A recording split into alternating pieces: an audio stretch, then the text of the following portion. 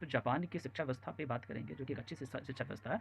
वहाँ पे अगर आप एक सर्टेन लेवल से नीचे आपकी इनकम है तो आपको कोई फीस नहीं लगेगा। आप प्राइमरी स्कूल से लेकर पीएचडी तक कुछ भी कीजिए। जैसे जैसे अगर आप इनकम बढ़ती है तो आपको फीस देना होगा, जो कि मुझे लगता है जायज़ है। ये देखिए, जो बयान है वो एक गुस्से में दिया गया बयान है और उनका कहना कोई ऐसा नहीं, कोई गलत कह रही है। गलत इसलिए नहीं कह रही है क्योंकि आप अगर बयान को तोड़ तोड़ के देखेंगे और अपने मन का अर्थ निकालेंगे तो आपको बयान सच में गलत लगेगा और मुझे भी गलत लगेगा। वो कहना क्या चाह रही है? वो ये कहना चाह रही है कि जो वामपंथी छात्र संगठन है, जो कि बात बात पे इलेक्शन लड़ने की बात हो तो वो अमेरिका में जंगल में आग लग गई तो उस मुद्दे पे इलेक्शन लड़ा जाएगा। चीन में कुछ हो रहा है, उस मुद्दे पे इलेक्शन लड़ा जाएगा। कार्ल मार्क्स ने क्या कहा है, उस मुद्दे पे इलेक्शन लड़ा जाएगा। भारत के बारे में सोच रहा है, उसको नजरअंदाज करके आप चाइना की बात कर रहे हैं, रसिया की बात कर रहे हैं, अमेरिका की बात कर रहे हैं। आप था कि जो एलिट क्लास जो है, जो वामपंथी में जो एलिट क्लास जो लोग है या कैपेबल है या दूसरे जो भी आइडियोलॉजी कुछ भी हो, करोड़पति के भी बाल बच्चे जवाहरलाल नेहरू यूनिवर्सिटी में पढ़ते हैं। ये कहाँ का जस्टिस है कि एक करोड़पति के बच्चों को भी 10 रुपये में हॉस्टल मिल रहा है और एक जवाहरलाल नेहरू विश्वविद्यालय में बीपीएल, बिलो पॉवर्टी लाइन जिसको बोलते हैं, उसके बच्चे भी पढ़ रहे हैं, वो भी 10 रुपये दे रहे हैं। साथियों नमस्कार, मैं हूं विवेन सिंह और आप देख रहे हैं लोक हुंकार। आज हम बात करेंगे दिल्ली की जो मुख्यमंत्री इस समय बनी है रेखा गुप्ता। कल शपथ ले ली, कार्यकाल भी संभाल लिया। अब रेखा गुप्ता जी के बारे में बात करेंगे प्रोफेसर अनिल कुमार सर से। अनिल बारे में कि उनका एक बयान बहुत तेजी से वायरल हो रहा है कि जेएनयू में जो लोग हैं इसको बंद कर देना चाहिए, 10 रुपए में रहते हैं, सिगरेट पीते हैं, इस तरह की तमाम तरह की जो बातें हो रही हैं और ये बात विपक्ष के लोग, कांग्रेस और आम आदमी पार्टी के लोग ही कर रहे हैं। अनिल सर जेएनयू से पीएचडी किया है, जेएनयू से पढ़े हैं, तो अब अनिल सर से ही जानें क्या जेएनयू में इतनी सारी खराबियां हैं कि जेएनयू को बंद कर देना चाहिए। सर क्या कहेंगे कि जिस तरह का उनका बयान सोशल मीडिया में वायरल हो रहा है कि जेएनयू को बंद करने के बारे में करेंगे, क्या कहेंगे? उस बयान को मैंने देखा है, उस वीडियो को, और मैं उस वक्त से उस बयान से अवगत हूँ जब उन्होंने ओरिजिनली दिया है। ये देखिए, जो बयान है वो एक गुस्से में दिया गया बयान है और उनका कहना कोई ऐसा नहीं, कोई गलत कह रही है। गलत इसलिए नहीं कह रही है क्योंकि आप अगर बयान को तोड़ तोड़ के देखेंगे और अपने मन का अर्थ निकाल लेंगे तो आपको बयान सच में गलत लगेगा और मुझे भी गलत लगेगा। वो कहना क्या चाह रही है? वो ये कहना चाह रही है कि जो वामपंथी छात्र संगठन है, जो कि बात बात पे इलेक्शन लड़ने की बात हो तो वो अमेरिका में जंगल में आग लग गई तो उस मुद्दे पे इलेक्शन लड़ा जाएगा। चीन में कुछ हो रहा है, उस मुद्दे पे इलेक्शन लड़ा जाएगा। कार्ल मार्क्स ने क्या कहा है, उस मुद्दे पे इलेक्शन लड़ा जाएगा। कार्ल मार्क्स, मैं किसी भी थिंकर्स को देश के बाउंड्री में नहीं बांधना चाहता हूँ, लेकिन जो भारत के बारे में सोच रहा है उसको नज़रअंदाज करके आप चाइना की बात कर रहे हैं, रसिया की बात कर रहे हैं, अमेरिका की बात कर रहे हैं, आप गाज़ा पट्टी की बात कर रहे हैं, तो ये गलत है। इसके बाद उन्होंने जो मूल रूप से कहना चाह रही थी कि जेएनयू में 10 रुपये में आप हॉस्टल में रह सकते हैं। अभी जब मैं था तो 10 रुपये में ही रह रहा था, अभी का रेट मुझे पता नहीं है, लेकिन शायद इतना ही होगा, लगभग मुश्किल से 20 रुपया होगा।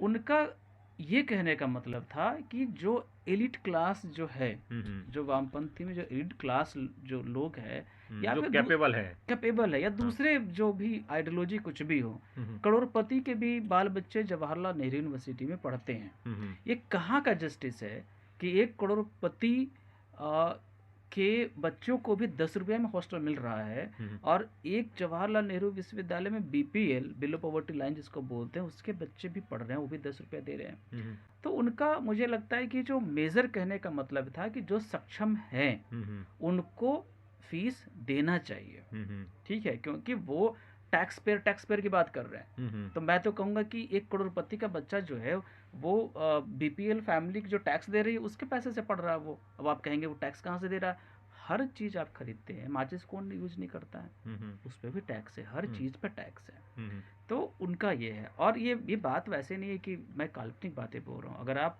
जापान की शिक्षा व्यवस्था पे बात करेंगे जो कि एक अच्छी शिक्षा व्यवस्था है, वहाँ पे अगर आप एक सर्टेन लेवल से नीचे आपकी इनकम है तो आपको कोई फीस नहीं लगेगा। आप प्राइमरी स्कूल से लेकर पीएचडी तक कुछ भी कीजिए। जैसे जैसे अगर आप इनकम बढ़ती है तो आपको फीस देना होगा, जो कि मुझे लगता है जायज़ है। और जेएनयू बंद करने की बात, जेएनयू बंद, देखिए एक तरीका होता है कहने का, जैसे कि कोई कहता है कि चुल्लू भर पानी में डूब के मर जाओ। चुल्लू का मतलब क्या होता है? एक छोटा सा है ना, ऐसे इतना हाथ, इसको चुल्लू बोलते हैं। तो क्या इसमें वो डूब के मर जाएगा? नहीं। क्योंकि उदित राज ने एक कुछ दिन पहले, 2-3 दिन पहले बयान दिया था कि मायावती ने सामाजिक मतलब हाँ, बहुजन आंदोलन का गला घोंट दिया। बहुजन आंदोलन का गला घोंट दिया। हाँ। ठीक है, इनका भी वही हश्र किया जाए। हम्म। तो इसका मतलब ये थोड़े है कि आंदोलन कोई आदमी है जिसका गला घोंट दिया गया हो, या इनका भी हश्र किया जाए तो मतलब उदित राज ये थोड़े बोल रहे कि मायावती के जाओ गला पकड़ के घोट दो, ये नहीं कह रहे, ये कहने का तरीका है। ठीक है, मतलब एक मुहावरे के तौर पर। हाँ, यस। तो वो कह रहे थे कि इस व्यवस्था से इस व्यवस्था पे वो चोट करने की कोशिश कर रहे थे। सुभाष चंद्र बोस ने कहा था तुम मुझे खून दो मैं तुम्हें आज़ादी दूंगा, तो वे क्या कर रहे थे कि तुम अपना खून नस काट के खून दे दो। अरे नस काट के में कोई खून देगा तो आदमी तो मर जाएगा, तो फिर आज़ादी का करेगा क्या वो। एक तरीका होता है दैट इज कि आप कहते हैं कि हमने संस्था को बढ़ाने के लिए खून पसीना लगाया है, तो क्या आप खून निकाल के दे रहे थे। एक तरीका है कहने का, और एक गुस्से में वो बातें कह दी गई थी, क्योंकि अगर आप देखेंगे तो आज जवाहरलाल नेहरू यूनिवर्सिटी बहुत हद तक देश के बारे में सोच रहा, और ये एक पॉजिटिव कम कर सकते हैं कि ये चीज़ें हैं।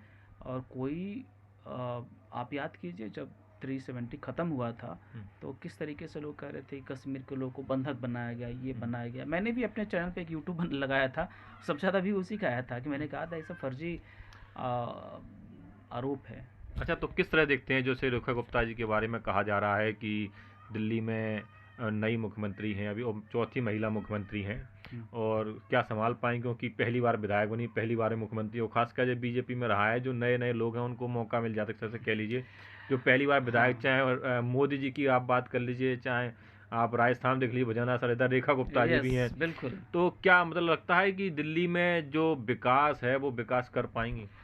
सबसे पहली बात है कि कुछ लोगों का काम ही है बरगलाना। जैसे मोदी जी पहली बार विधायक बने, पहली बार सीएम बन गए। एक बात बताइए, मोदी जी ने पूरा जीवन पार्टी को खड़ा करने के लिए लगाया है। 30 साल तक वो एक तरह से सन्यासी के जीवन जिए, पार्टी को मजबूत बनाए। उस 30 साल को देखिए। रेखा गुप्ता जी जो है वो उन्होंने 30 साल पहले एबीवीपी संगठन ज्वाइन की थी, टीयू का इलेक्शन लड़ा, पार्षद बनी। 30 साल तक उन्होंने पार्टी को दिया।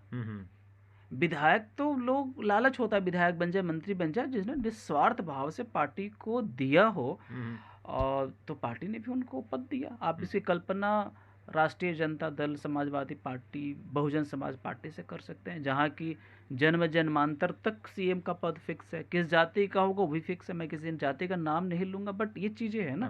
भारतीय जनता पार्टी में क्या है, अगर मैं बहुत अच्छा मेहनत करूं तो मुझे पद मिलेगा, लेकिन अगर मैंने मेहनत नहीं किया, सिर्फ सपना देखा, तो मुझे नहीं मिलेगा। मुझे इसलिए कुछ चीज़ नहीं मिल जाएगी कि मैं किस खानदान से आता हूँ। मुझे इसलिए कुछ मिलेगा कि मैंने मेहनत क्या किया। चाहे सैनी जी हो, हरियाणा के चीफ मिनिस्टर हो, चाहे नरेंद्र मोदी जी खुद हो, सीएम बने, बाद में पीएम बने, चाहे गुप्ता जी हो जो कि दिल्ली के सीएम बने। तो क्या चुनौती मानते हैं रेखा गुप्ता सामने दिल्ली में? इनके पास सबसे बड़ी चुनौती है कि अरविंद केजरीवाल ने जो काम किया था, बहुत सारे उन्होंने बहुत अच्छे काम किए थे, और भारतीय जनता पार्टी ने बहुत सारे वायदे किए हैं। उनके कुछ वादों का मैं बताना चाहूँगा कि महिलाओं को 2500 रुपये प्रति माह मिलेगा, जो गर्भवती महिलाएं उनको शायद 25,000 रुपया मिलेगा एक मुश्त।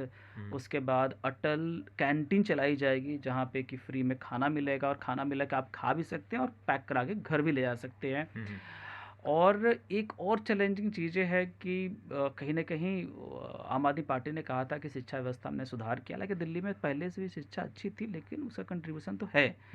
मोहल्ला क्लिनिक उन्होंने खोला था, जो कि मुझे लगता है कि पूरे देश में इस तरह की सिस्टम होनी चाहिए, सिर्फ दिल्ली में क्यों, पूरे देश में होना चाहिए। तो ये सारी चुनौतियाँ उनके सामने है, लेकिन वो खुद दिल्ली से पढ़ी लिखी है, लॉ उनके पास डिग्री है, तो मुझे लगता है चुनौतियों को झेल लेंगे। और अभी उनके बारे में ज़्यादा कुछ कहना अच्छी बात नहीं है कि उन्होंने अभी भी पद संभाला है।